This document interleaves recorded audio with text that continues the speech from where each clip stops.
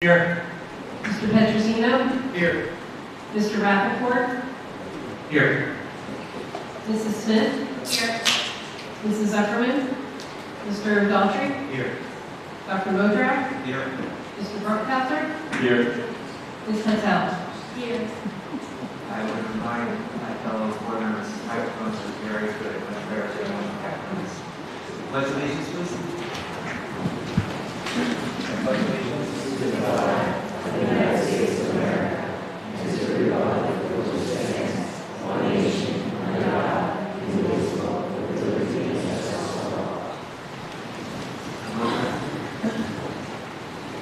The New Jersey Open Public Meeting Law was enacted to ensure the right of the public to have advance notice of and to attend meetings of public bodies at which any business affecting their interests is discussed or acted upon.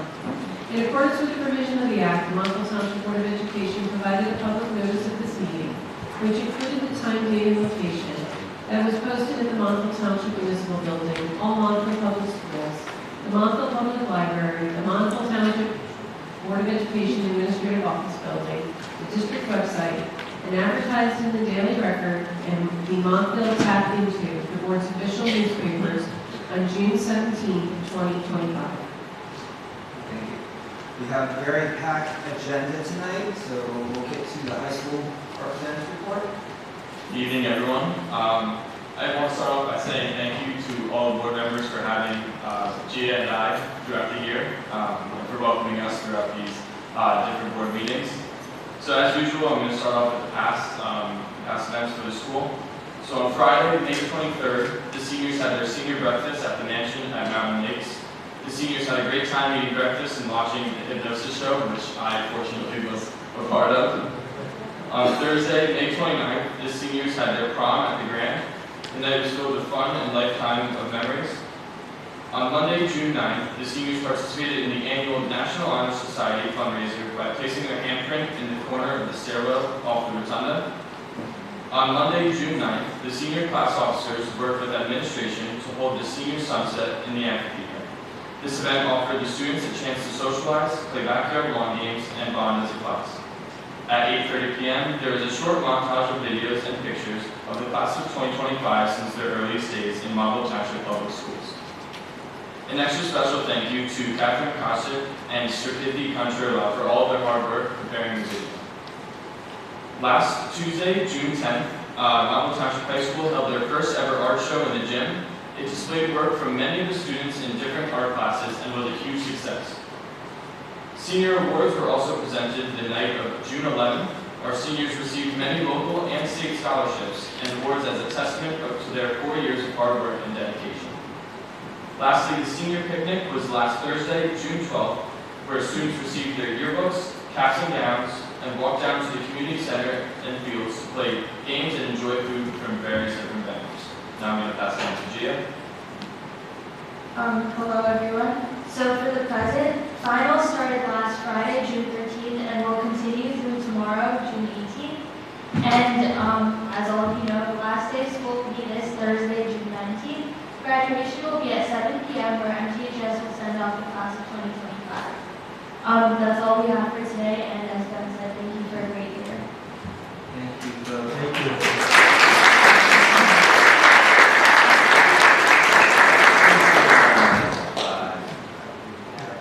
Please stick around. And I guess I've heard all about all these wonderful parties we've been having. Right, Mike? Yeah, we've been hearing all about the great times. So that's wonderful. Why don't we get to the superintendent's report now? I'm just going to start off with two wonderful announcements, and then I'm going to skip over a lot of the nitty-gritty stuff so we get to all the recipients tonight. I'll go back to the one part. But we just found out recently that we're pleased to announce for the 10th year in a row, the Montville schools have received the best communities for music education according to the National Association for Music Merchants. So 10 years in a row, quite impressive. We've had some truly stellar concerts this spring, and this award validates our efforts. It is a testament to the fact that when administrators, teachers, students, and the parents all work together, great things to happen. So congratulations to everybody that's been part of that.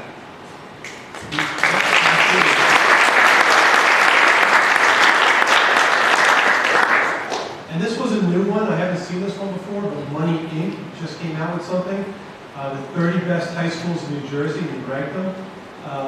Each school featured has demonstrated consistent excellence across multiple performance metrics while offering unique programs and opportunities.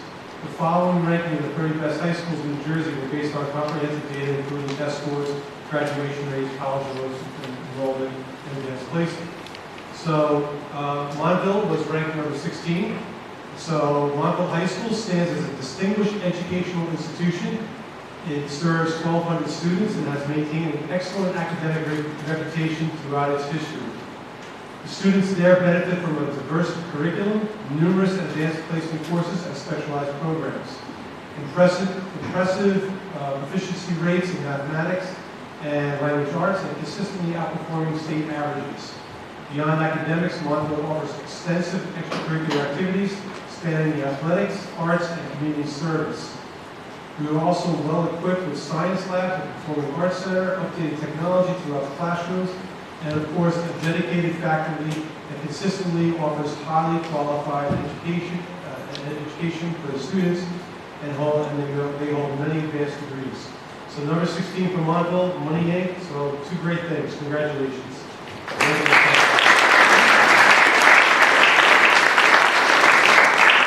we'll keep an eye on all that. So I'm going to defer the other stuff and we'll go to the awards. Okay, so let's get on with presentations. Recognition of the high school board, student reps. Yep. Okay. Well, Mr. Sanford, you're out there?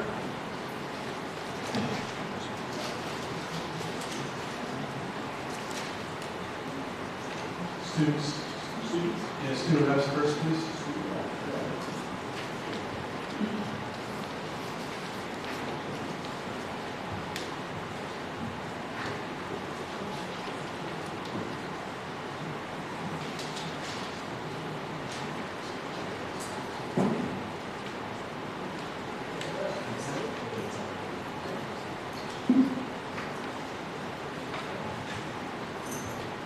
Good evening, everyone. Pardon me if I have my back to you. Let's start by please join me in acknowledging Benjamin Bruckhauser.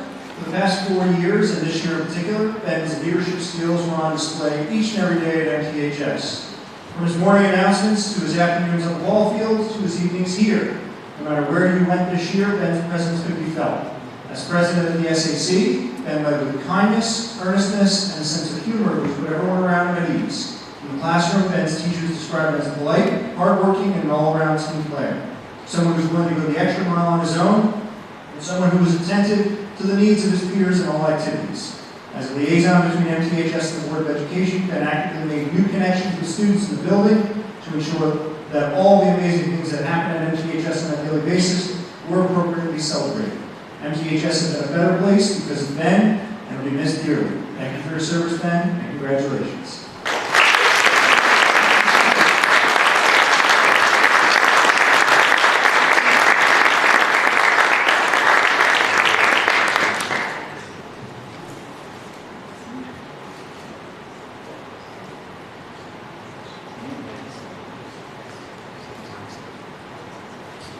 All right.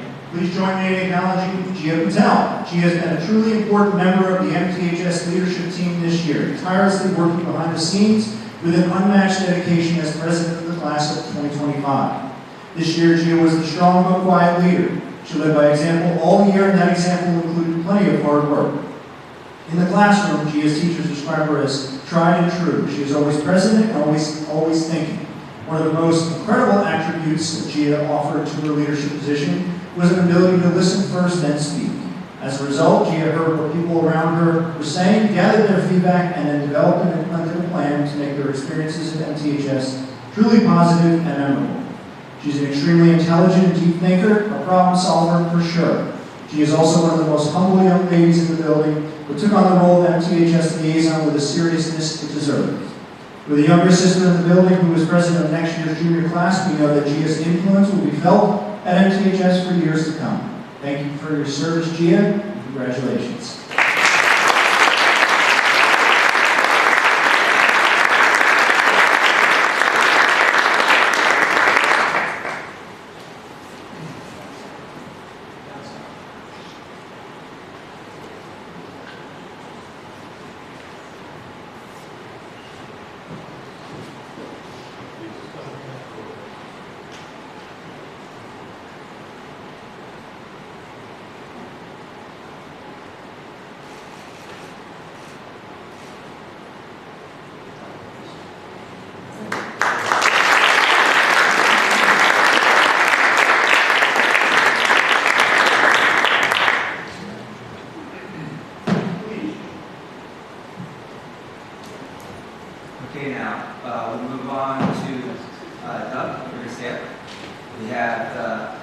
School Student Achievement Awards.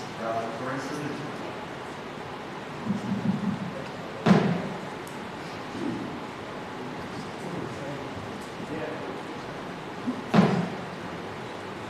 First case will be correct, please. Yeah, I can see it. Check, check. Please join me in acknowledging our salutatorian for Malishka, Arnie. Malishka can only be described as a doer. When speaking about Malishka, teachers say that she stands out because she is so driven and hardworking, yet always easygoing and composed. One of her best attributes is being able to eagerly and confidently accept new academic challenges without showing any anxiety or hesitation. When an assessment or project is assigned, Malishka wastes no time in getting to work. She embraces all of her work as a fresh and interesting challenge. Additionally, after she has formulated her ideas, Malishka is excited to share them and to hear from her peers about their thoughts. Malishka is someone who has the ability to raise the level of those around her without consciously doing so. MTHS is in a stronger place both academically and socially because of Malishka's intellect and her friendly nature. An example of this can be found through her work as president of Math Club. In this capacity, Malishka utilized her artistic flair and made Math Club fun and inclusive by creating engaging new activities. We're so proud of Malishka for all of her accomplishments this year and wish her all the best at NYU and beyond.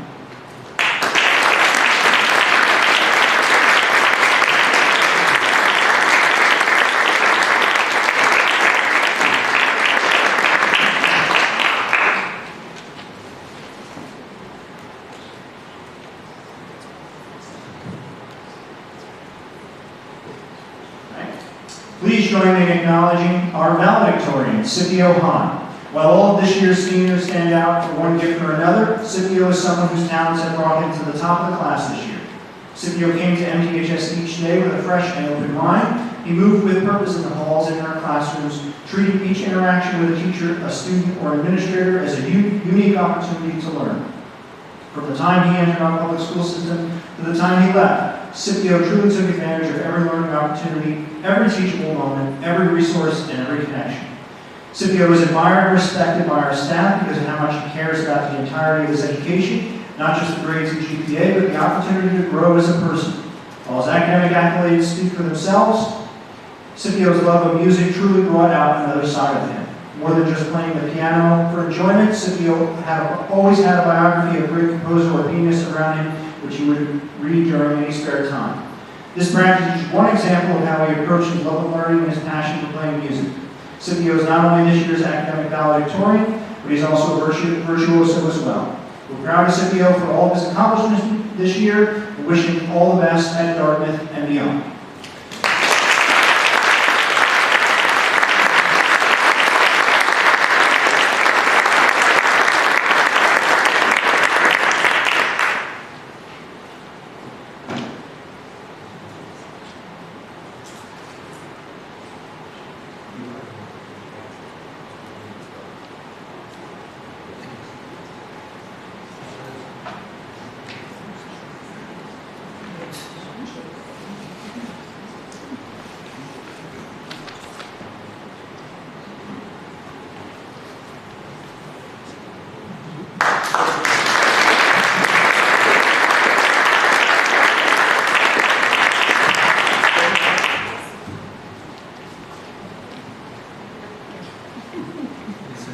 It's in public. Last chocolate stars of the year.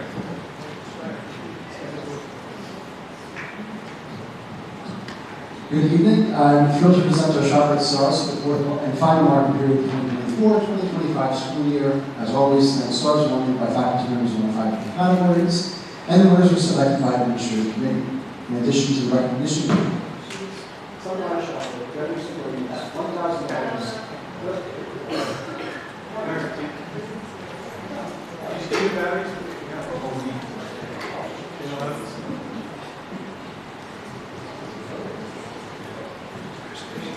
Hello? Sunrise Shopper generously donates $1,000 to the class of 2025. Please join me in congratulating each of our stars this evening. In the field of academics, congratulations to Lauren Becker. Lauren is unable to be here with us because she's been selected to play tonight's Morris County All-Star Softball. Warren is a deserving recipient of this academic award who was nominated in multiple fields because of her ability to excel in anything she puts her full effort into. This is evidenced by the fact that Warren has experienced success in honors and AP level classes throughout high school. Since junior year alone, for example, Warren has achieved outstanding grades in science, research, and design honors, and 6 additional AP classes. Despite the increasingly rigorous coursework, Warren has maintained a 4.0 GPA for her high school career, culminating with her induction to the National Honor Society. Warren's teachers describe her as a genuine and hardworking student who cares deeply about the educational experience of her classmates. In addition to serving as a role model for students in the classroom, she also supports students in other ways. For example, Warren is the president of 3 local clubs, Best Buddies, PAL, and Yearbook. Additionally, Warren is our school mascot, often dressing up as Mosley Mustangs for the classroom school spirit. Warren is also a very talented athlete, participating in our volleyball and obviously softball teams at the varsity level. Warren's personal accomplishments include 100 blocks in volleyball and 100 hits in softball, which she contributes to those teams in the more important ways to bring us a good team and enjoy leader. In the fall, Warren will attend the University of Maryland and major in community activities to supporters to get congratulations to them.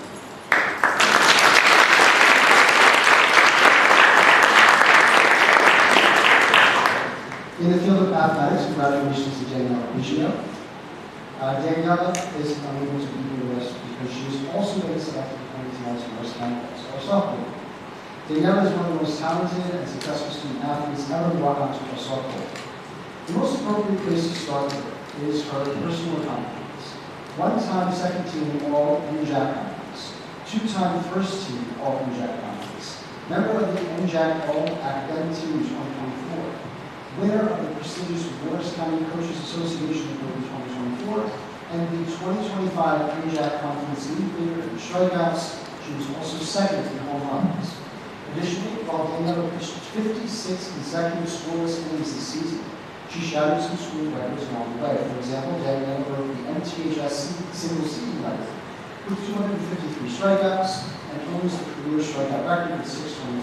Daniela's individual accomplishments certainly contribute to the overall success of the team included in 2022, when the team won the Morris County Championship. Her passion for softball extends beyond high school. Daniela has volunteered her time, knowledge, and expertise in countless ways. In 2024, Daniela actually started her own business to provide mentoring, tutorials, workouts, and lessons in softball hitting, field, and pitching. In addition to providing practical knowledge, Danny, Benji, hitting and pitching also seeks to spread the love for the game with the next generation of Montville softball players. When she is out of the field, Daniela is a passionate learner. She maintained a 4.0 GPA, was inducted into the National Honor Society. In the fall, Daniela will play softball at TCNJ and major in business, and congratulations to Daniela.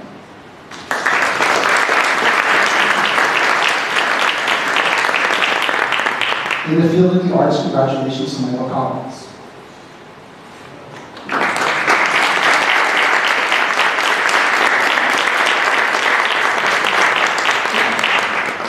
Michael's journey through high school could have traveled many roads. In addition to his MMA and snowboarding background, Michael played football for 3 years and wrestled at the varsity level for 2.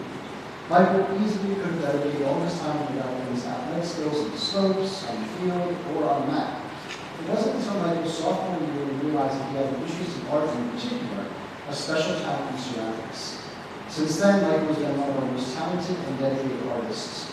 In his sophomore and junior years, Michael took all 3 levels of ceramics, all of the ceramics level classes that were offered. By his senior year, Michael worked with his teacher, Sharon from the bench, on developing a full year of independent study with special focus on wheel throwing. In addition to completing art pieces in independent study, Michael would also sacrifice most study balls and lunch periods to work in the ceramics studio. Although wheel throwing is difficult and physically demanding, Michael realized his athletics background to include a large body of work currently highlighted on display at Arizona. Michael has received recognition at the Blackwell Street Artists High School exhibit and at the New Jersey State Fair. Additionally, Michael has had participated in other shows and received first place in 2 of them. Aside from being a talented, creative, and accomplished artist, Michael is better known by the teachers who nominated him as one of the kindest students they've ever encountered. These attributes will serve Michael well as he intends to follow in Montville's footsteps, possibly as a teacher. In the fall, Michael will attend Fairleigh Dickinson University on scholarship and major in art. Congratulations.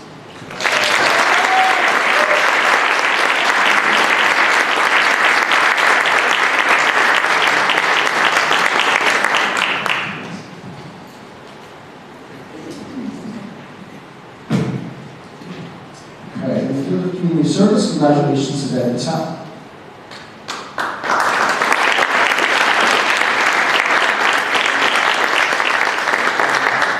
Volunteering in any capacity takes dedication, effort, selflessness, and desire to help others. The great ones, people who are known for giving back, put the most time into those endeavors.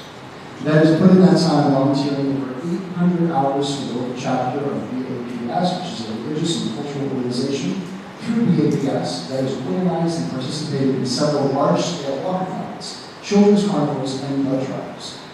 That has been part of the organization's analytics team and we are ratifying and youth ministry to children.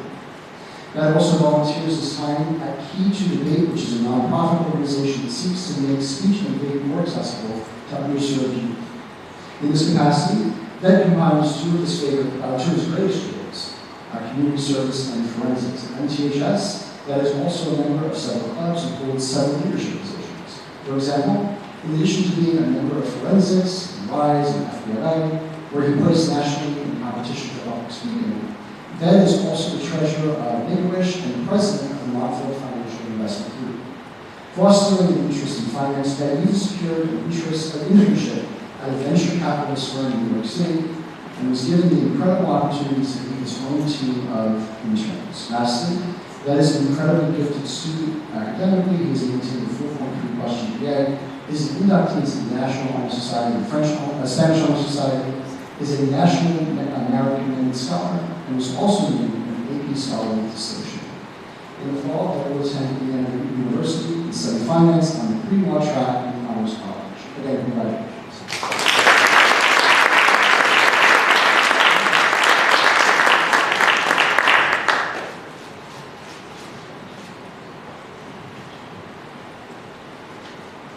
And in the field of leadership, congratulations to Logan and Gera.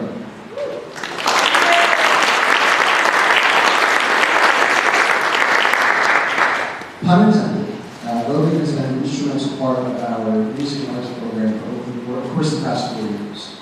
Logan has had the unique opportunity to perform in a variety of music groups, including marching band, chamber band, jazz band, school of rock, percussion ensemble, symphonic band, orchestra, chamber orchestra, choir, chamber choir, men's choir, women's choir as a guitarist, and as the vocal percussionist for our competition on Power Group and Pulse.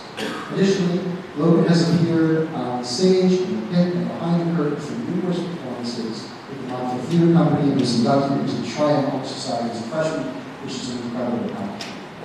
Logan was nominated for the specific star award because of how he motivates, inspires, teaches, and leads his fellow musicians. Logan has performed in front of literally thousands of people, but his work off stage is what sets him apart. Logan will often get to school or rehearsal early or stay late to help prepare with a piece of music. When nerves spill out in days or moments before the curtain opens, Logan is the calming voice of reason. When his teachers need help articulating the concept, Logan is the first to assist and does so often. Possessing talent is one thing, but having a desire and ability to help others hone their skills and experience growth is the definition of leadership. In the fall, Logan will attend prestigious Berklee College of Music to continue working in the field he loves so deeply. Again, congratulations to Logan and to all of our Shopway stars for the 4th period.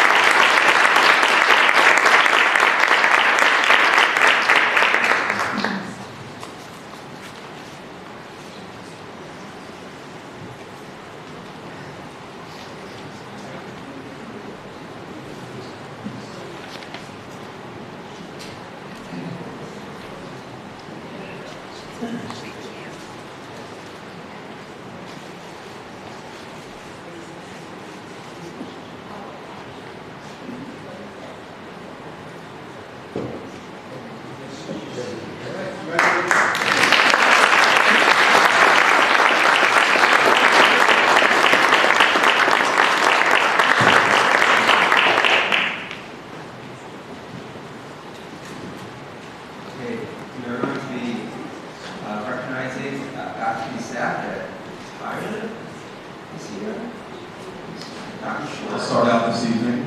It's my pleasure to say a few words today about Teresa Ensminger.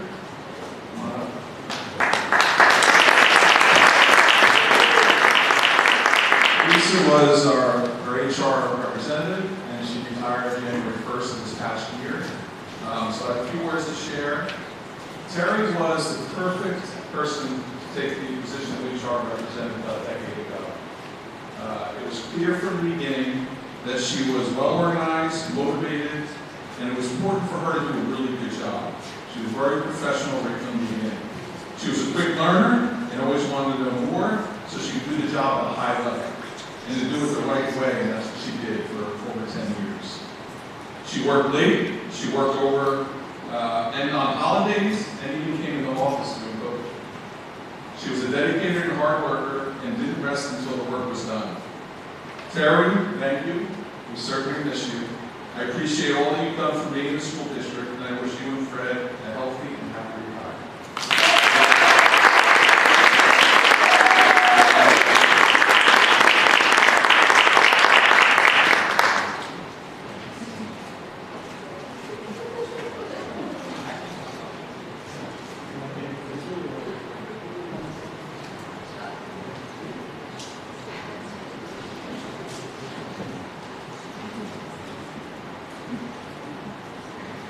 Good evening, everybody. It's my privilege to introduce to you, you probably all know her, Mrs. Deborah Barmore, our school nurse at Valley View, and also for many, many years our district nurse, district head nurse. Debbie has served for 37 years in education, 27 years at Valley View, and I've been with her for 20 years, so we've become best friends. Every day, Debbie is there for the staff, treating the children, and treating the staff with whatever maladies they might have, or just to comfort a child who is anxious. We have so many stomach aches. They're not really stomach aches. They're just kids who have to see somebody who loves them in their state. Debbie also has worked very carefully with the central office and the state health department, complying with the district protocols and also with state mandates. And most recently during the pandemic with Casey Shorter and Wayne Guarino, Debbie filled out many spreadsheets documenting how healthy we were.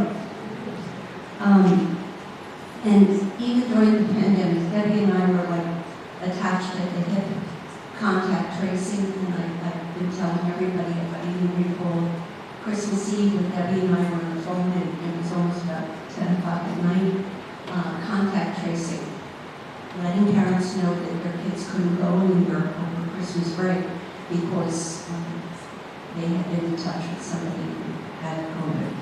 Not an easy message to deliver. Mrs. Barmore is also very active in our school. She served on many committees, MTSS, our IEP committee, our Behavior Threat Assessment Committee, and she's also an MTEA building representative for many years, keeping all the trouble at bay, because she and her other reps always took care of major concerns and letting me know ahead of time before it got to Tom. Extracurricular activities also are in her wheelhouse. Mrs. Barmore has served on the executive board committee as a chairperson of the Morris County School Nurses Association for many years. She still runs all the dinners and affairs, and I think will continue to do so. She's also an adjunct, people don't know that, at Colwell University, working to help prepare our future school nurses. And what is very humbling to many of us, Debbie spent, and I don't think many people know this, Debbie spent many summers traveling south with her church and her family to work for Habitat for Humanity to build houses for people in need. Recently, Mrs. Barmore announced that she would leave the district. I was blown away because I thought I would be out of here if she was. But here we are. I will dearly miss this colleague. We have become fast friends over the years, and she has given exemplary service to the Valley View School District.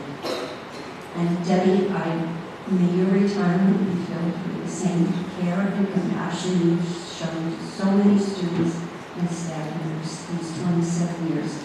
Enjoy this new chapter. We love you. Thank you.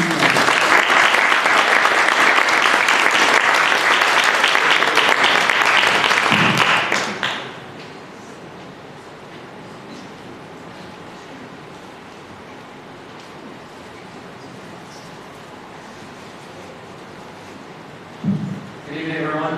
Mike Rogers, Principal of Cedar Hill School. I'd like to take a moment to acknowledge the dedication and years of service for my colleague here, Trudy Capola.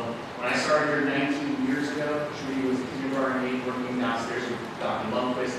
Decided to go back to school to earn her teaching degree, where she's taught many different levels of grades at Cedar Hill, including special education, and even spent 2 days on the faculty that was our middle school for one summer before coming back to us. So Trudy, we can't thank you enough for your time and dedication, your caring and compassion for the students. A void like you is going to be so hard to fill, but we're going to do our best to move forward in your legacy and hope it lives on forever. Thank you very much, sir.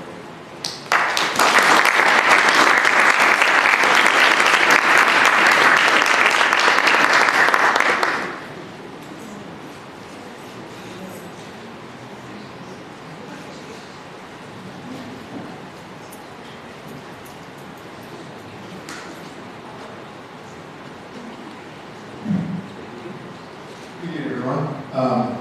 So we have a tremendous shift happening at Lozada this year as we round out obviously the school year. We transition to next with 9 total retirements.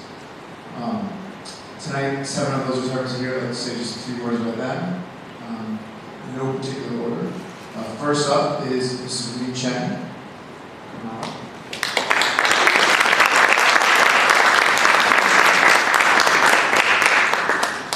Mrs. Chang has been in district for 12 years. She also was a parent in the district. She teaches Mandarin in our school and was very influential in helping us build that program and continue it. And we look forward. We wish her well in her retirement, and I'm sure she'll be around and say hi once in a while. So good luck to you. Congratulations.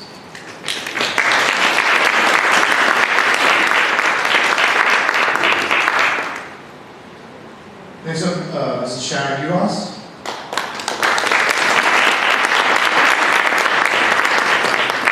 Just real quick, the old yellow will be really brief. Just want to make sure everyone knows that.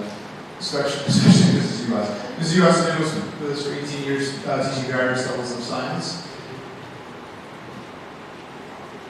She's corrected me, 19 years. 19 years, not 18. So she's been in the district for 19 years. Like I said, teaching various levels of science, sometimes with her own classroom, mostly on a cart, which she told me that day she will not miss at all in retirement.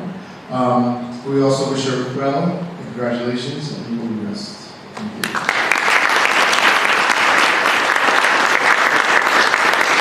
Okay. This is Joanna Machete.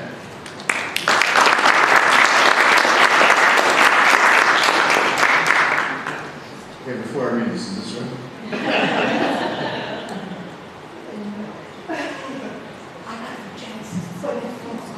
Okay, so according to Genesis, Mrs. Machete has been here for 22 years. Also teaching various levels of math.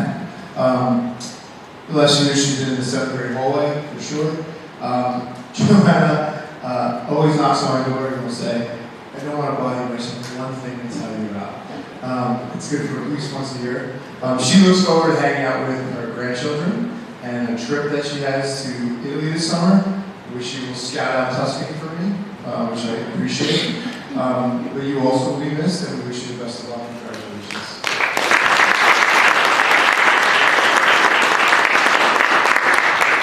Joyce Caracas.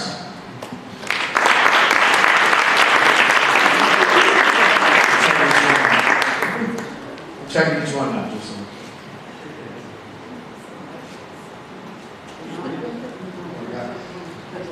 Who's in charge of Genesis? Okay, so Mr. Price, after retiring from Verizon for over 30 years ago, right? Mrs. Price decided to help out as a substitute, and that transitioned eventually into a power.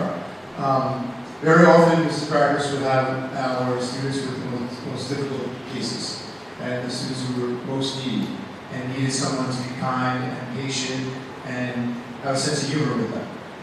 She's so dedicated, or was so dedicated to her students, that even though she retired in the middle of the year, she came at the end of the year to have a birthday lunch with one of those students. To say that, Mrs. Preface, is most likely, well, she's definitely one of the kindest people I've ever met, and the right person for that job. And we have not figured out how to replace that yet, so I heard there's a few openings. but we wish her best of luck, and congratulations, and don't cry. Okay.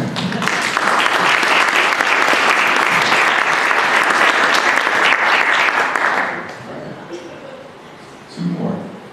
Mrs. Anne-Marie Cecilia.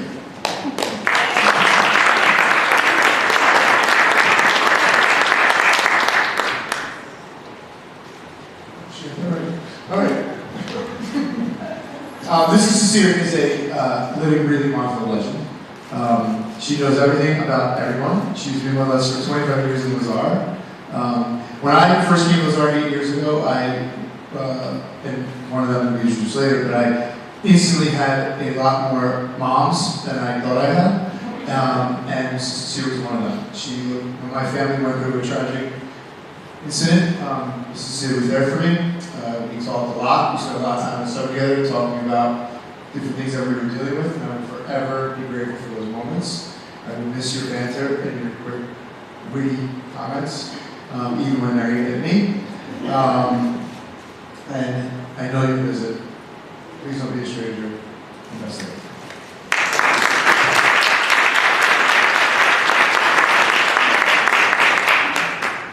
Okay. This I know is right. Toby Cohen.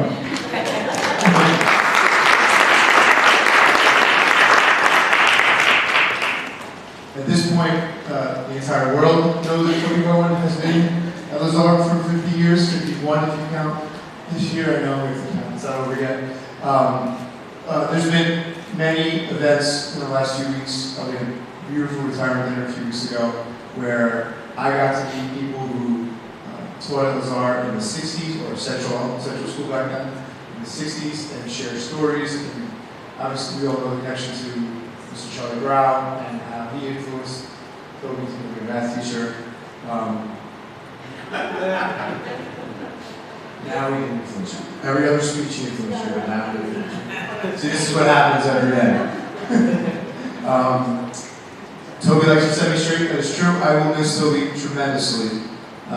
Toby served in various leadership positions throughout the years at Lazar, from team leader to grade leader to maven to whatever you want to say. She was very involved, and as I said for her at her retirement dinner, it didn't matter if you were friends with Toby or not. If you needed something, Toby was there for you. And to me, that's one of the best things you can say about somebody. And Toby was certainly there for me, and I know she was there for almost everybody in this room that knows her. So, for the final time, congratulations. Well, not really. It was one more time, I guess. But congratulations. Best of luck. You will be missed, but don't come back.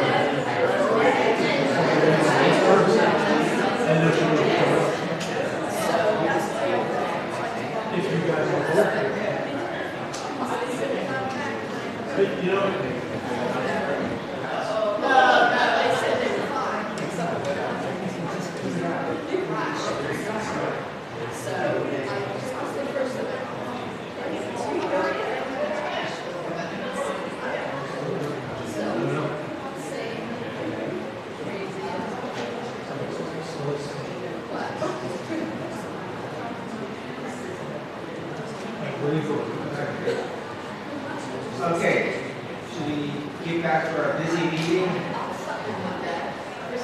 All right. The meeting is now outside. Okay. Wonderful evening.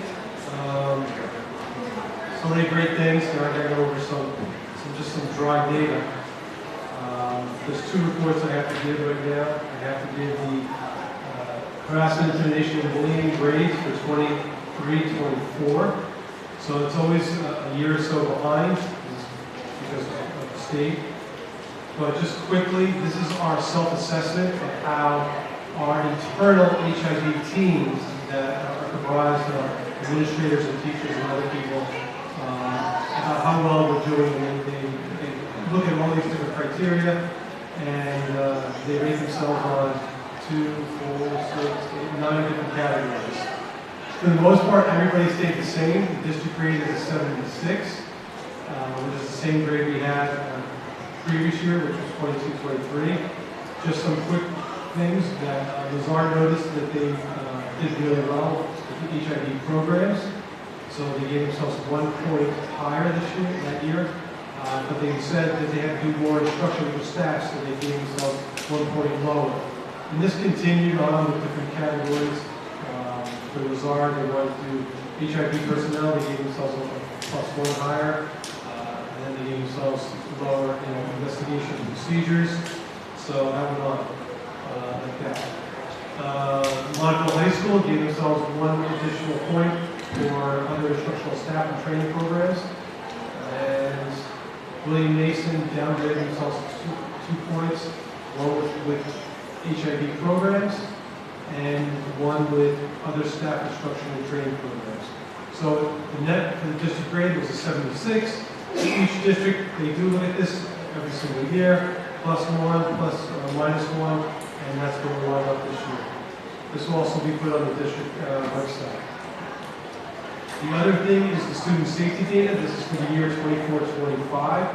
This is how we report out all our incident totals, violence, vandalism, substance abuse, weapons, HIV confirmed, other incidents leading to removal or suspensions, and HIV alleged. So we saw improvement across the board. So Montville Township, they had 7 incidents in total for September 1 through December 1 of 2024, comparing it to the year before, the same time period, that was -6, that was down. So we saw a better job there. Violence was down by 1, so they had 4 incidents. Vandalism was down by 4 different points there, so 4 fewer vandalism reports. The Czar had 3 fewer HIV confirmed cases, so that was good. And across the board, we saw 25 fewer HIV alleged cases across all the different district schools. So again, overall, very good report. This also will be put on the website. So we're very pleased the way we're trending, but again, this data is way behind what we, than the current stuff, but I'll always be reporting it out 6 months or a year after it occurs. So good news on the HIV front. Any questions from the board on that? All right, then we're going to move right into board goals. So a session or so before, we did board goals, we talked about them, you gave us feedback. Marilyn will put it up. So we'll start with board goals.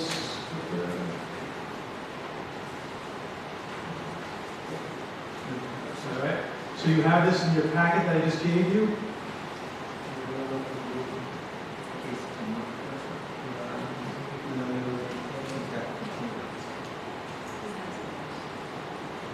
Mary, can you move? There you go. Perfect. Okay. So you can see the board goals are up on this on the screen. We'll also have them in front of you. So I'll open it up for board discussion. Karen, do you want to? Just real quick, number 3 was a suggested change. The only change was adding challenges and goal number 3. So copies, the one above it. Is that your suggestion? Yeah, just on board goal number 3, I just suggested adding financial challenges and decisions, just to really drive home financial challenges. Yeah. So I tried to capture what the board said last time. I think I put it together, but if I missed anything else, please use the time to speak. Does anyone have any questions about them? Any comments?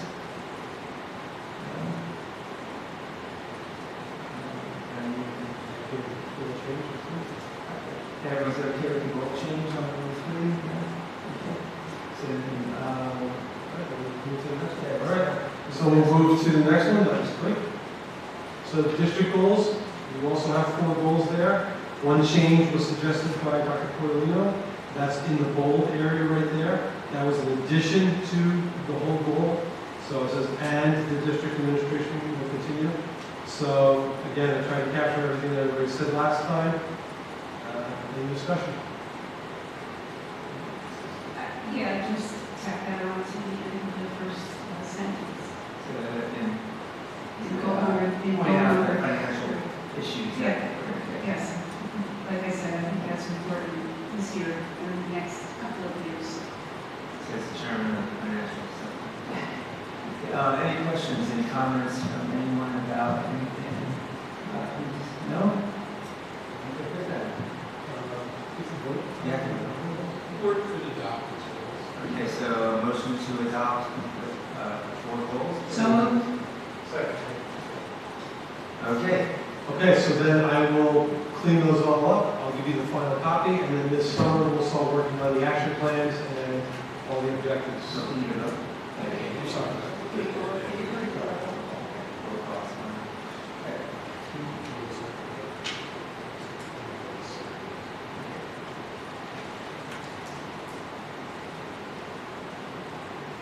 Dr. Cordelino?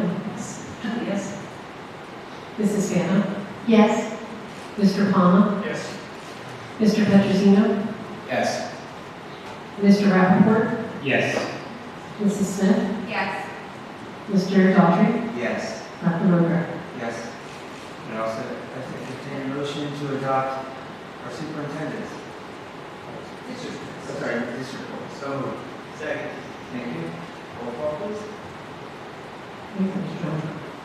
Mr. Petrosino? Yes. Mr. Daughtry? Yes. Dr. Cordelino? Yes.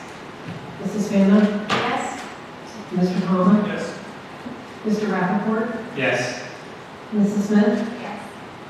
Dr. Roker? Yes. Okay. Do you have any other comments? Business administrator, any comments? No report. Any reports? Okay, let's move on to committee reports. Finance, Karen?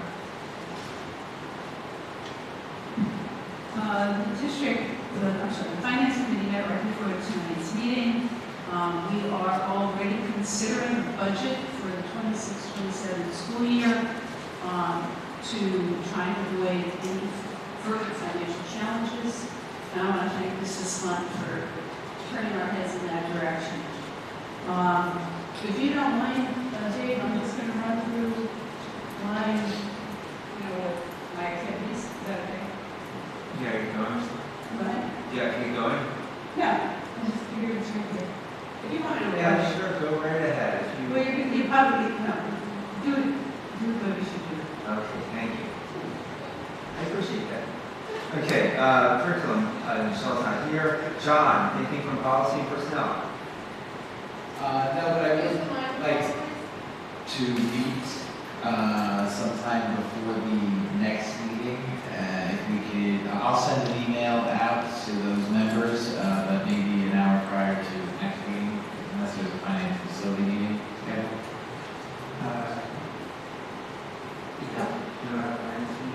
I propose that. Okay, we'll have to find another time other than We that. can substitute. We'll work on the schedule to get What something. meeting do you want to plan? Yeah, Policy and personnel meeting. for what reason? What is it? To discuss our cell phone policy and our, visit at Ramsey High School, maybe some, next steps as it relates to that, in addition to our digital sign policies. Do you want to talk about Mrs. Ramsey, since you brought it up? Yeah, sure. Does fall under policy? I thought it was an excellent visit. It was eye-opening to me. I think the other members of the board that were there felt something similar. I thought they were all so positive. The administration was almost enthusiastic about their new policy, using the calendar pouches and the way it impacted the student learning and just overall school environment. I think it's a no-brainer, but I'm just one person, and other people have different views, but I don't, the principal is open to talk to any one of us. He gave me his business card. He's happy to meet with any one of us and share, his, can share more detail than I can, but Tom, the four of us went down there and unless someone has a specific Does question. anyone have any questions? This was a rather big visit. You have a question about it? I would love to, I was not able to attend, but I would love to speak, if I'm allowed to, one of the administrators of the school, unless Tom or Dave, or I'd love to hear what you all thought of it. Work through Tom. Yeah, that would be great. I'd like to find out. Well, were there any questions about our visit? You wanted to Well, ask? I think maybe those of us who might can share a little bit about. In the other part of it. All right, and in the last section, new business, old business, well, we have a discussion about cell. So you want to comment on, no, as far as policy? Yeah, you want to comment on cell phone policy? I did. This is actually more for his report, but I was going to say, Well, we are. I think we're there, we're in it. Okay. Yeah. Yeah, so just, No, I agree with John. It was a very impressive visit. The Omni pouches were, an interesting concept. Honestly, I'm not sure really yet where I stand, and I don't know what's going to help me make a decision, except I would really like to know how our own teachers feel about either eliminating cell phones, and putting them in Omni pouches, or keeping our policy as is. I think that will help my decision making. But no doubt, I was impressed. The kids seemed to be able to deposit their phones in their calendar pouches, lock them up, and then you went to get them out. The school had processes for every situation. It was a good visit, and I think the counterpoint to our own experience here in Montville was interesting. Well, I might suggest that if you have specific questions that you want policy to address in regards to cell phones, that write to John and give him your questions that policy should take up when they consider this. Just one thing I wanted to add, when Ramsey decided to go with the pouches, and basically the phones get locked up in a pouch that children and students carry around all day. So it's not like they're without their cell phones. But they described what they did, they described it often as it was a shock to the system, because they bought the pouches, they rolled this out very quickly. I'm not sure that's something our community would appreciate. So if we do decide, I think we need to be very mindful of that. I think the best thing to do is have policy look into this. Start thinking about all the different scenarios, the different questions that you want answered, and we can start the process at least through the committee. That's good? I'll just, please write me with any questions you have. I'll get in touch with Tom, and maybe we could even do a phone call between one or more of the administrators at Ramsey and whoever would like to have another meeting with obviously a minority of us. Just because I was put on the spot, a couple things that struck me as a surprise in a good way were, the morning rush was so seamless, and the kids just went in, unlocked, locked their phones. There wasn't that congestion that you might have pictured if everyone had to check in at a certain point, that you might have imagined that everyone just kind of walked in, there was no line at the door or anything like that. I think we need to point out that Pepper Soup Body wasn't there that day. Regardless, it was Juniors still. weren't in, and the seniors were on a cut day. He planned it that way. But even if there were, it would have been fairly seamless, don't you agree? Double the number of Yeah, students. even with double the number, I feel like there wasn't people coming in. It was. John, could you also, in your next policy meeting, maybe discuss the way that they were checking in, which was with their IDs? Because I don't believe we do that here. That also helped the administration of that school with attendance, with their attendance that day. So that's also another very positive thing that they were doing that maybe we should also take a look at through our policy. I would say that. So, For those who weren't there, they on the pouches included a sub pouch with their ID card, so they just check in the bag, and that actually takes attendance. They don't have to check in attendance at a homeroom as well. So it's kind of a two birds with one stone situation with regards to that. Facilitated your attendance taking, gave the time back to the teachers in the classroom. So. And the other one thing they kept saying too, when we met in a closed session after we got to observe that, was how much pressure it took off of the teachers. That, if someone were violating the policy or they caught them, the teacher wouldn't really address it right there. Maybe they'd say, stop, but all of this wouldn't happen at the administrative level, so it didn't create that negative interaction between the two students and the teachers I thought that was very powerful.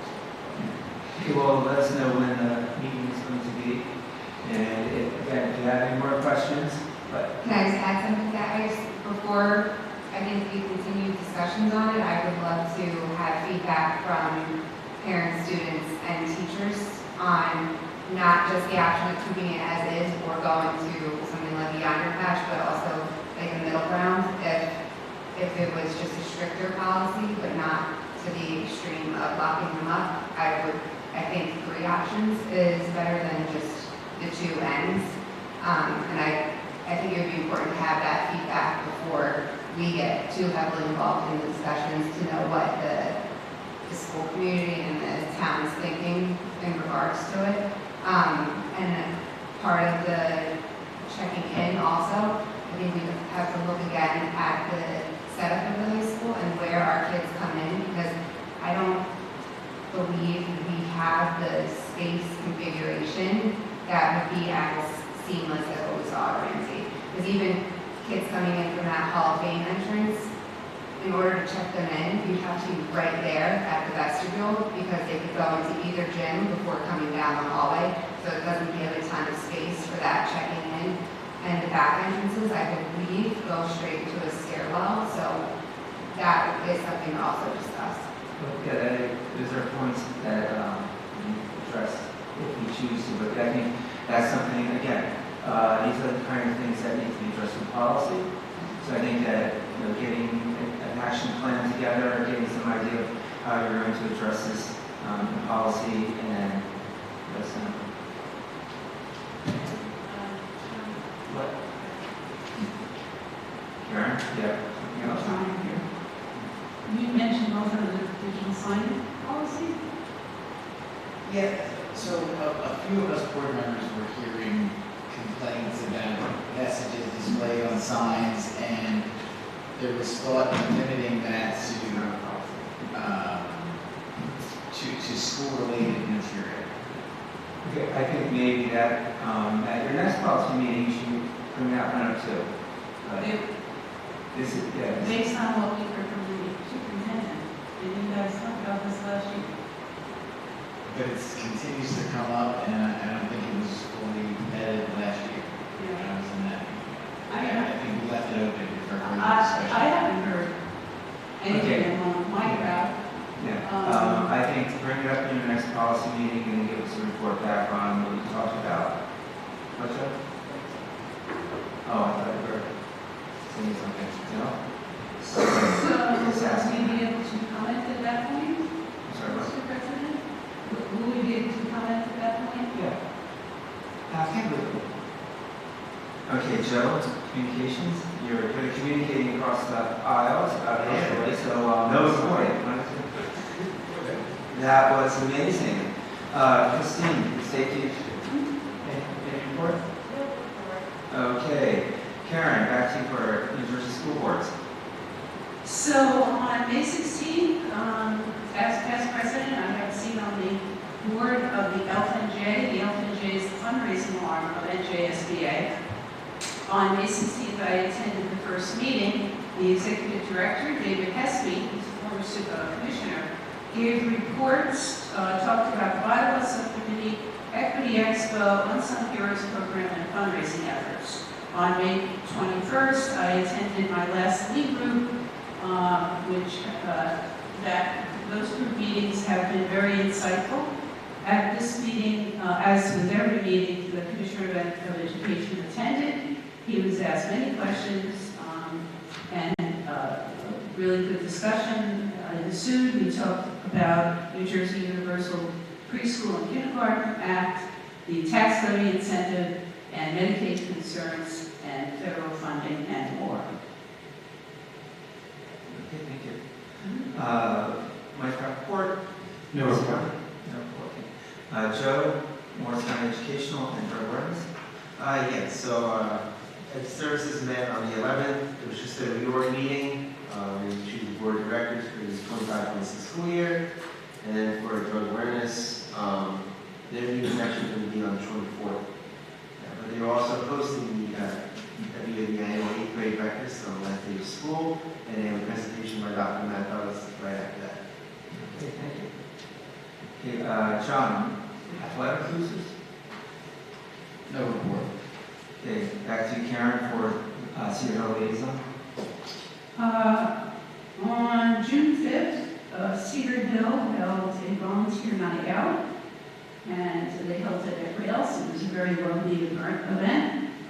Prior to that, a week or two prior to that, they held their big fundraising for the year, Havana Nights. It was really great prizes, good food. Everybody had a really nice time. I'm glad they invited me. Thanks. Christine Hilldale, No report. Caitlin Valley View. We have a student, Aaliyah Manser, who received a scholarship for the NJIT Aeronautical Engineering Summer Program. She's one of 500 kids who will be attending that this summer. So that was pretty cool. She's a graduating 5th grader. They had their 5th grade graduation and barbecue celebration today, so everyone's very happy the weather held out and kids got to enjoy a great day. The new PTA board was inducted at the last meeting, and we had 3 high school students receive the View of the Future scholarships: Cynthia Daly, Trevor Pasquale, and Evelyn Sosnowski. So we congratulate them and wish them the best. Thanks. John, William Mason. Yes, unfortunately, today was a big helicopter golf ball drop, but it got canceled due to the weather. We're rescheduled for Thursday at 10:30, but don't quote me exactly on that time. Look forward to that. Construction has started. If you've been there on the vestibule and some things there, it looks like the playground might be delayed. I think there was some concern that it was purchased and being held at Lazar, if I'm not mistaken, and if there could be covering for that, I think it would be appreciated. I don't know if you have the tarping for that. Yeah, we'll make sure it's secure. That'd be great. Thank you. Okay. Mike Long, Woodlawn. Yeah, a couple things I would want. I attended the last PTA meeting on May 12th and discussed things such as the referendum improvements that are happening during the summer, tree security and exterior landscaping. Principals reported to talk about testing, the kindergarten screening, the May the 4th celebration, May the 4th wish with you, upcoming promotion, the fun fair, we had to use a rain date, the spring dance, teacher appreciation week, the Mother's Day plant sale, and I also went to their spring concert, which was a concert/art show. So the whole school being festooned with art hanging from the ceiling and walls is really cool. And they had 76 in the 5th grade choir. So I mean, the good news is that they have 76 in the choir. The bad news is that they have 76, because that means that got 76 5th graders, which is a lot. Talk about the fact that there's, I think, 50, at least when I talked to Mr. Esposito at the meeting, 51 incoming kindergartners for now, and I'll just assure everybody with absolute certainty that number is going to go up dramatically. So, again, I continue to be concerned about the numbers in Woodland. Thank you. Joe, anything from Lazar? No. Okay. Mike Rapport from the high school? No report. Yeah. By the way, Mike, no, sorry, your daughter's not there. My daughter went to Hilldale, and I know that a bunch of the seniors from high school went back to Hilldale to do the clap out and say goodbye to some of their teachers back there. They had a really great time. So, okay, let's move on. Consent resolution items I through N. Motion, please. Do we need the public?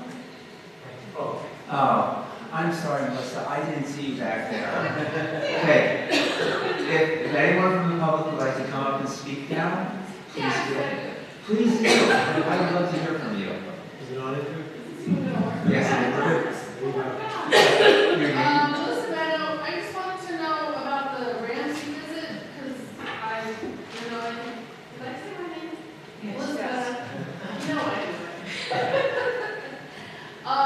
The pouches, I'm not catching, like what? It's called a yonder pouch. Yonder. Yeah, it's a YONDR, I believe, it's abbreviated. And it's a small little pouch that almost like a cosmetic pouch, but it fits like a cell phone, you can put it in there, and then it electronically locks with a mechanism there. Students would lock it when they put the cell phone on in the morning, and then when they leave at the end of the day, they can unlock it. Yeah, sort of like those little tags that you get on clothing.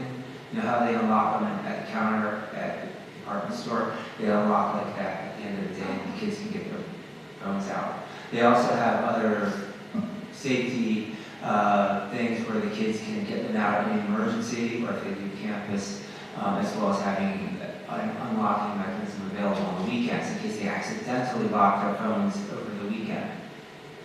So there's a lot that policy would have to talk a lot about how to implement something like this here, which is why it's going to be a big discussion. Yeah.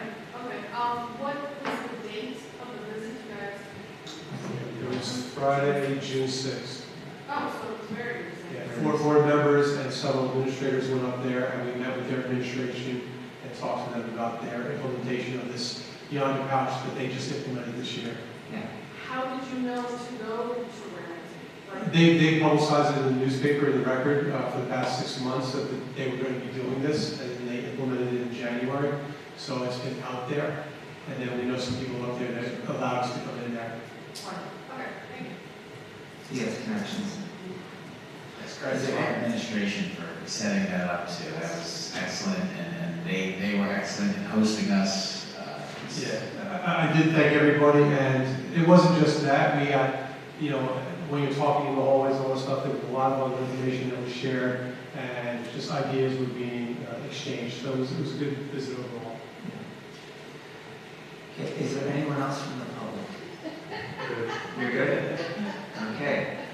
Then may I have a motion for items I through N? So I'd like to make a motion to second it, but I'd like to postpone to the next meeting, item J8. Wait. Before we get to that, why don't you, we need a second on it. So we got a second? Okay, now we'll have our discussion. When we get to that point, you can make your motion. Thank you. Okay. I have a number of things I just want to, you're just on clear, right? No, on I. Any questions on the minutes? None? Let's move to section J. Anyone? First, have the superintendent make his addendums to. So just for J9, in the resolved description, it has the wrong years. It says 24, 25. Both those years for J9 and J10 should say 25, 26. And then they also have, for J, I have J10. We're also going to add our addendum. That's an HIV reversal. So that's going to be J10. That's it then. Okay. Is it my turn? Yes, you may speak now. Yes, I'd like to make a motion to propose, to postpone J8, the vote on J8 till the next meeting. J8 being the district calendar. Is there a second? I'll second. A second? Okay. Discussion? We open it up for discussion now. How about before we actually vote on it, we just discuss it? Yeah, well, that's, yeah. But before we get, for a part of the discussion, John, since you proposed this, why? So I've heard feedback from the community, and this has come up. It's not the first time, it might not be the last time. Starting school before Labor Day is not ideal for a lot of people. I think there's ways we could amend this calendar to not have that happen and not upset anyone. I have some ideas. We could discuss those ideas now, but that's the reason to answer your question why I'd like to propose it. Let's take that one thought real quick. That's 1 minute. Yes. Is there a problem with, is there a reason why we are moving the calendar back to start before Labor Day? Well, there's several reasons. Can you tell us? Sure. I mean, one of the reasons, I mean, it is a growing trend in New Jersey and throughout the Northeast. One of the reasons is because of the advanced placement testing, the AP tests. By going back into August, you have more time for these students to prepare for these exams, that they're being, you know, when they get their score, they're being compared with everybody else in the United States. So that's one reason. Number two, it gives you another, you know, extra days, and then a week or so to prepare for the New Jersey state testing. So that's 2 reasons.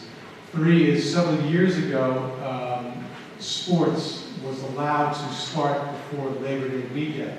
And that's when this trend started happening in New Jersey, to start following what's going on throughout the rest of the country. So when sports were able to get the first, if not second game in before Labor Day, it just started putting pressure. All these kids are back at high school for band, for sports, and other things. So why don't you start school earlier for these kids and get them out before, earlier in June. A number of the camps start in June. A number of the college seniors have to go off to college for orientation periods and things like that in June. So and now you have Juneteenth, so we have to make a decision about if we want to recognize Juneteenth as a day off or so, and that falls right around the finals. So there's a lot of things, you get pressure on both sides of the calendar. So that's just four or five examples. And then we also have more of the holidays also, now that we're recognizing Eid and Diwali. So that puts a little bit more pressure on the calendar as well. So if you keep everything going and then you recognize all these things, that it could push the calendar into much later into June than we've traditionally gotten. So in order to finish by the same day that June 19th? Well, it works out this year, but next year it actually could end on June 15th. But that's because some of the holidays are falling on weekends. If all the holidays fall during the school year, it would put the calendar, you have different pressures. Okay. And for the calendar in question, is it possible to have it start after Labor Day and still finish before this week? If you, just quickly looking, if you did they would push graduation to probably Friday, then you have a Friday night graduation, which is very difficult. So then you have to go into, Mondays are really hard to set up, so then you're back into a Tuesday graduation, so then you have to extend the calendar So in 4 other or words, 5 more days, ending on the 22nd, 23rd. So in other words, you would be ending the school year into basically the first week of all the summer camps and Right, everything goes back else. to everything I just said.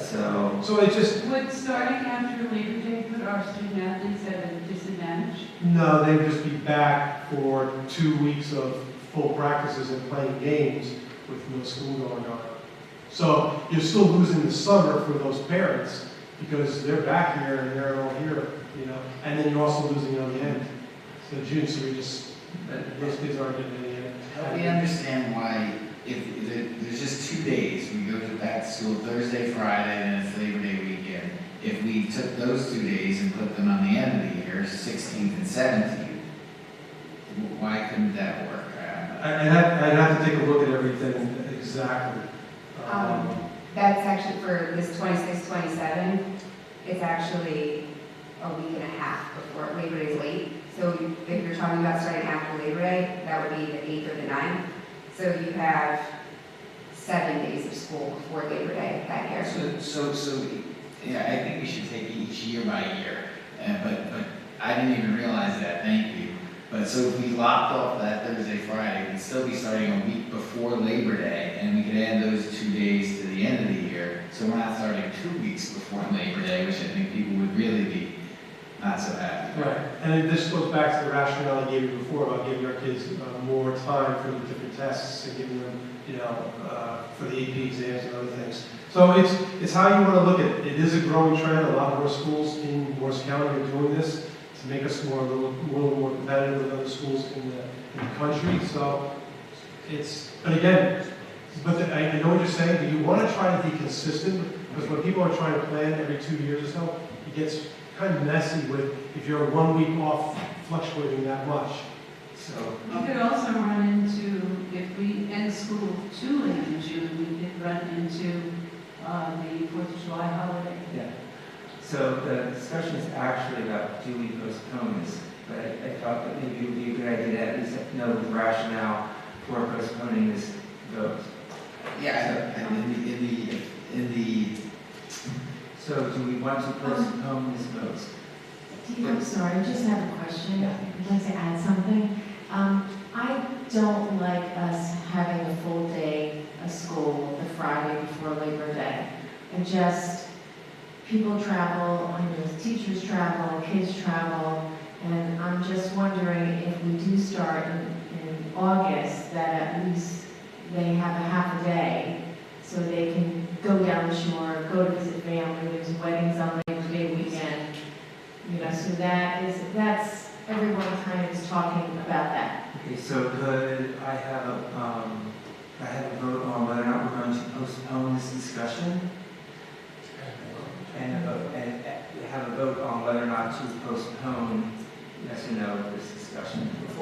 would just float a couple ideas to give to for discussions that maybe the superintendent can consider them. Yeah, I think the motion is to postpone, and we should vote on whether or not to postpone. If we postpone, then we can have that discussion, otherwise we just vote on tonight. So, ready to have a motion to vote? Yeah, you need to vote on the Okay, let's vote on the motion to postpone. Yes, we postpone. No, we do not postpone. Yes, roll call. No, we already got a second. Also, Yeah, Joe needs a second, yeah. So, yes to postpone, no to vote tonight. Mr. Petrosino. Yes. Mr. Daughtry. Yes. Dr. Cordellino. No. Mrs. Fano. Yes. Mr. Palmer. yes. Mr. Rappaport. Yes. Mrs. Smith. Yes. And Dr. Moore. No. It passes. It passes, yep. Okay, so we will postpone this for the next meeting and have a discussion. Okay. Moving on to, any other questions on J? Yeah, I do. Okay. Two J stands. Yes, so the addendum that I just told you about, the HIV reversal, will be J11. Thank you. J11. Thank you. Okay, any questions on K, finance and facilities?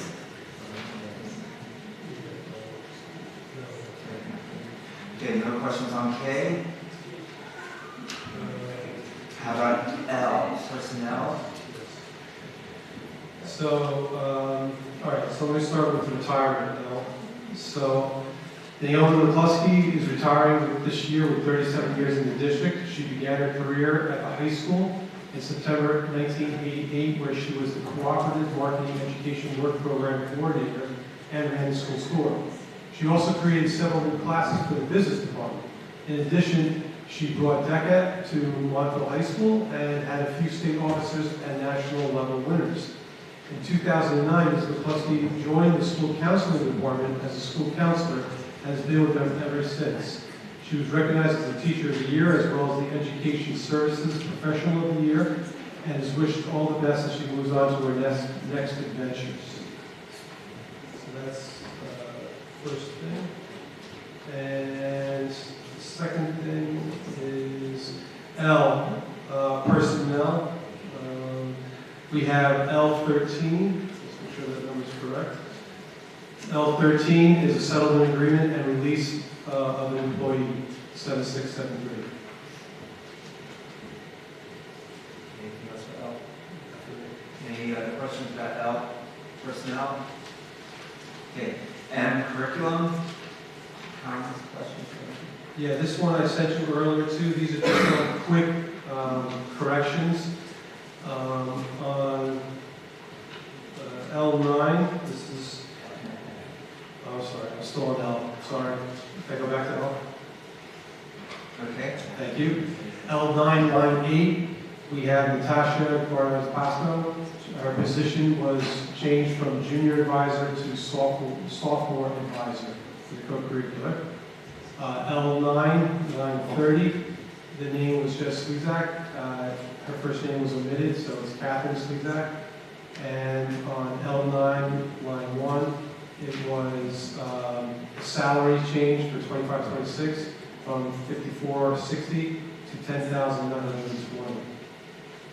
Sorry about that. Anything on M? I don't know. Nothing on M. Any questions about M? Okay. Nothing in section N. Ask for a motion for a roll call vote. Make a motion. Thank you. Second, anyone? Second. Thank you. Team? Mr. Daughtry. Yes, everything except K1 check 11030 and also N1.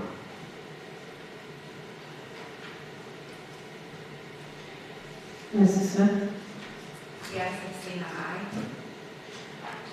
Dr. Cordellino. Yes. Mrs. Fano. Yes. Mr. Palmer. Yes. Mr. Petrosino.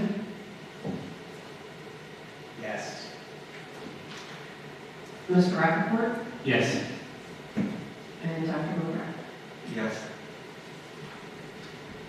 Okay, no closed session, old business, general report comments, new business, I'll just open up for all of that. I'll start, if you don't mind. We did go to visit Ramsey, and it was very enlightening to see the cell phone policy, and we've been discussing this in a while. I would just remind my fellow board members and other participants in this meeting that we should probably keep our cell phones away during the meeting and focus on the activities of the board. Wouldn't you say so, Steve?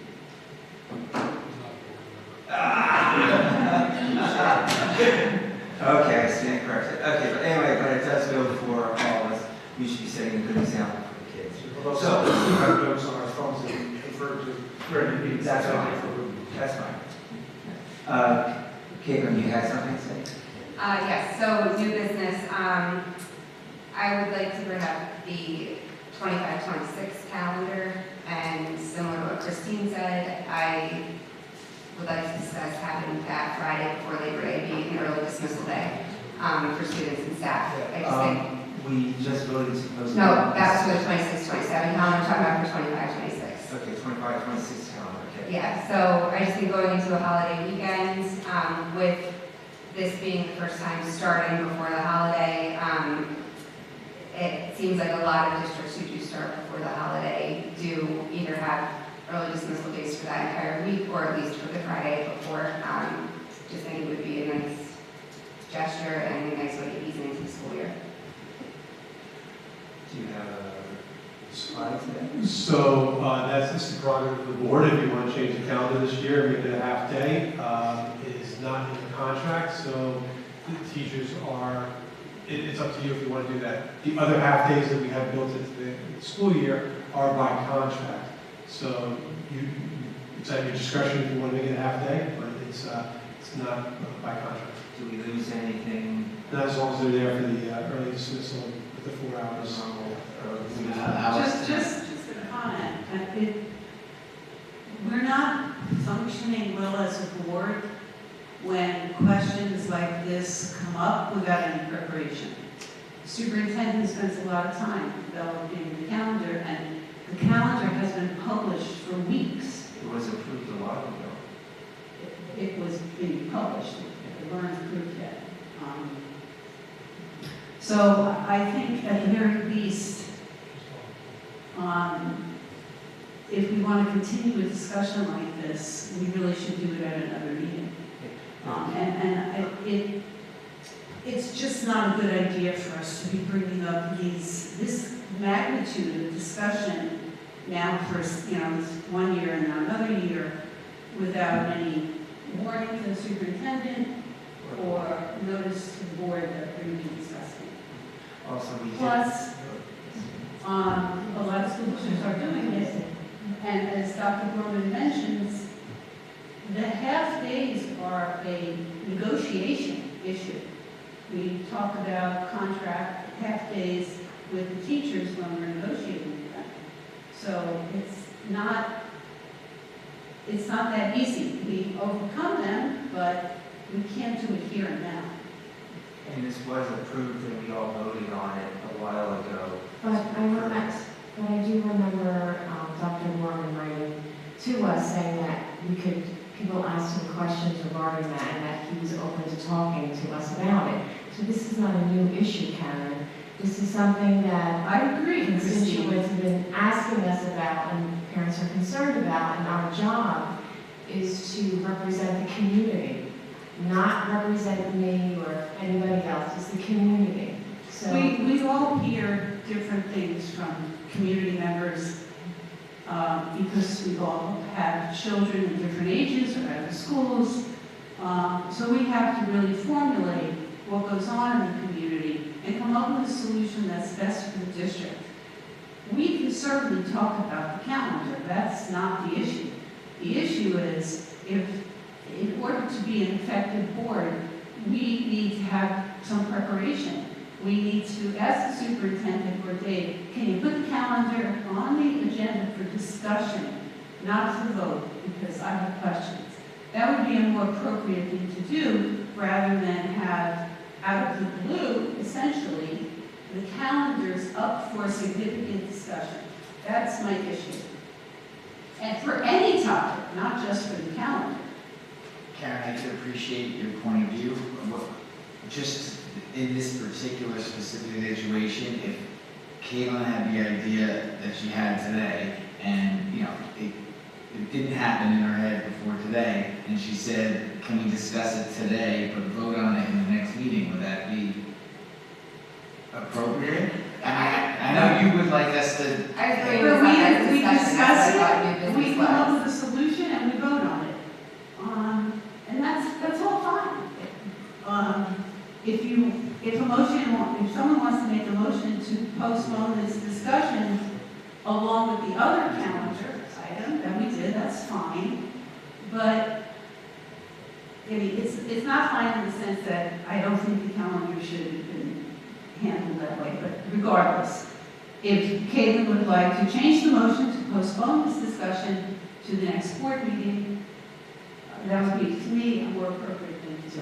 Sorry, did you make a motion? I didn't No, have a I motion. just, Yeah. I just So to be there's no clear, motion. it was two different calendar discussions, 2 different years. The one, I asked about when the appropriate time to bring this up would be, and I was told to bring it up during new business. So I just thought I was bringing it up as a discussion item, not expecting anything to be decided on tonight, but also seeing as it involves something that is a short few months away, that if there were to be a discussion about it, it would need to be started.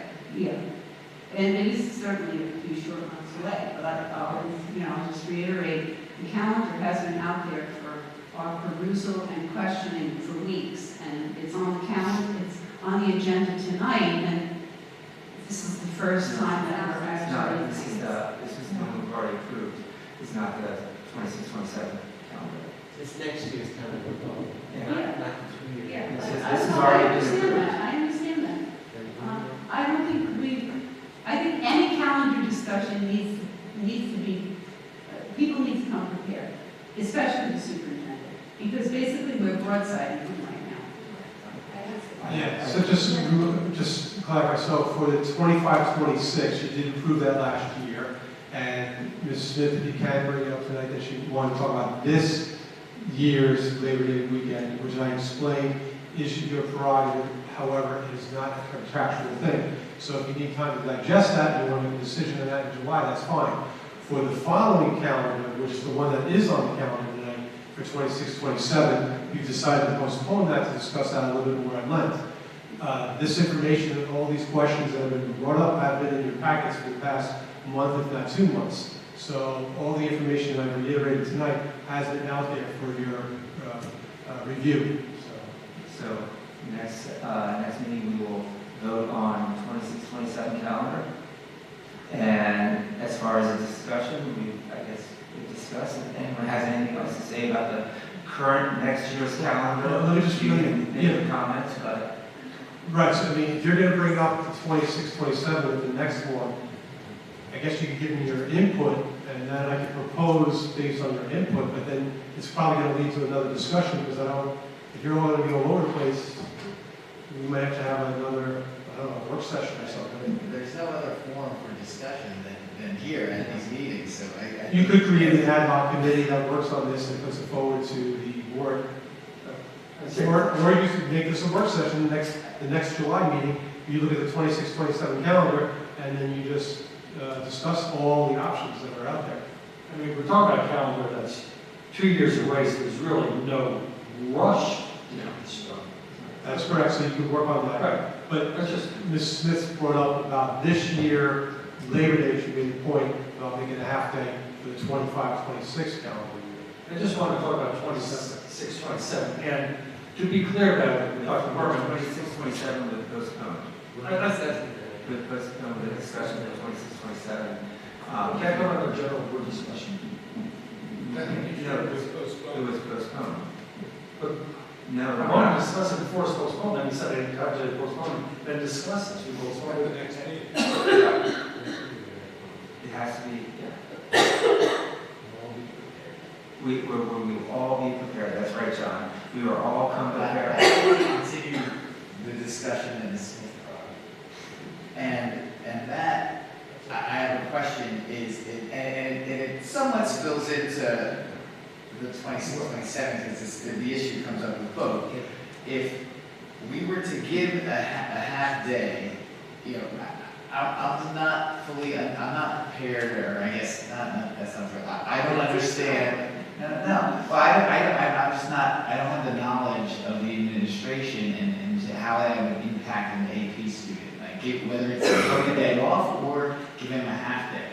How would that impact the AP testing? The half day before Labor Day? Yeah. Okay, I think that probably won't impact the AP. The early dismissal on the day before Labor Day would just reduce the school day by 2.5 hours.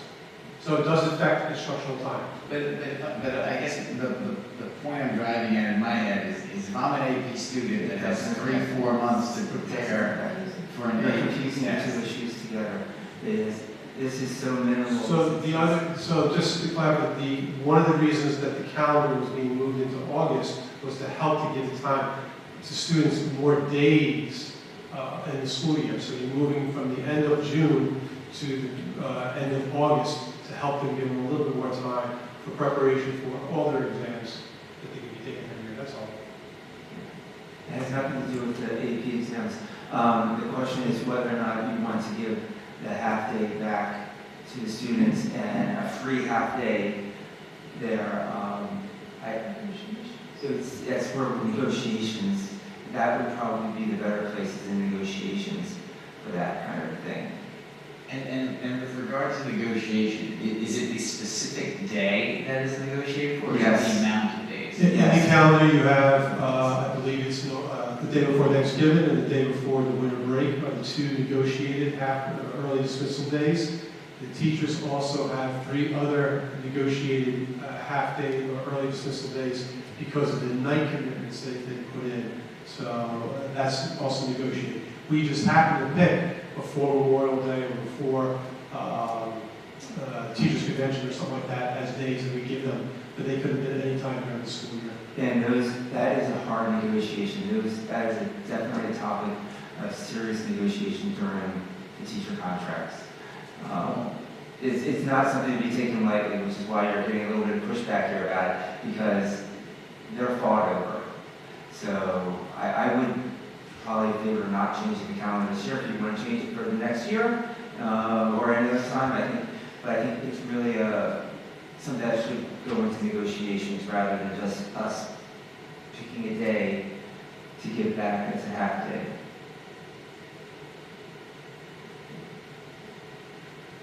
Okay, is there anything else to go to the board? Just to be clear then, for the calendar for 26, 27, We will talk about it next time. okay, is it going to be as a work session item then? However the board wishes to do We said it. just a take it or leave it? No, we can, why don't we change it to a work session and On the calendar? on the calendar, we will have it as a work session and people can hash it out. When are you thinking? The next about meeting. this? Huh? The next meeting in Next July. meeting in July? Yeah, we will hash out the 26, 27 school year. I'll just ask if you have suggestions, to please forward them to me in advance, and I'll share them with you weekly so everybody can see them and just prepare a little bit more for the next meeting. There's nothing else for the good of the board? And I ask for a motion to adjourn. I'll make a motion. Thank you. Second. Thank you.